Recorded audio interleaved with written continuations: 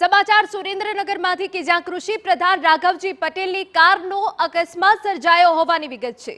ચોટીલા નજીક સામેથી આવતી કાર રાઘવજી પટેલની કાર સાથે ધડાકાભેર અથડાઈ। સરકારી કારને નુકસાન થયું છે। જો કે મહત્વની બાબત એ પણ છે કે અકસ્માતમાં કોઈ જાનહાનિના અહેવાલ નથી।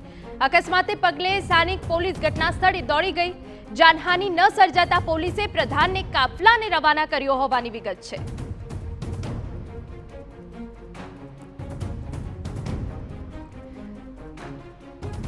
અકસ્માતમાં સરકારી કારને તો નુકસાન થયું છે, પરંતુ મહત્વનું કહી શકાય જાનહાનિના કોઈ જ અહેવાલ નથી અને તે બાદ પ્રધાનના કાફલાને રવાના કરાયો પોલીસ દ્વારા તેવી વિગતો મળી રહી છે।